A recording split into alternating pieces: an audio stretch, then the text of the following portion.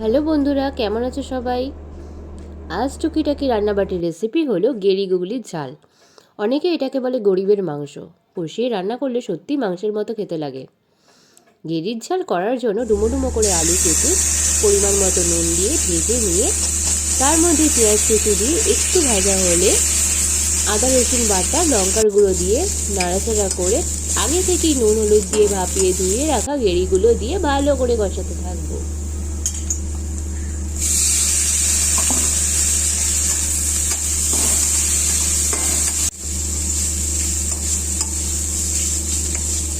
গেরিটা দিয়ে খুব ভালো করে কষিয়ে নেব, দিয়ে আমি অল্প জল ঢেলে দেবো।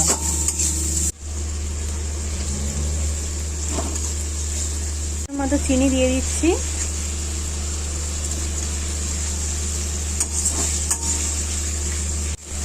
ঝালেতে চেরা কাঁচা লঙ্কা, লঙ্কার গুঁড়ো দিয়েছিলাম আমি, চেরা কাঁচা লঙ্কাটা দিতে ভুলে গেছি, এখন দিয়ে দিলাম।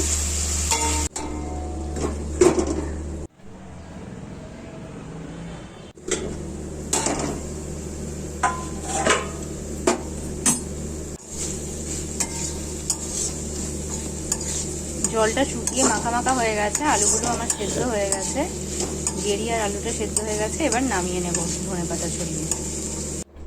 টাটা।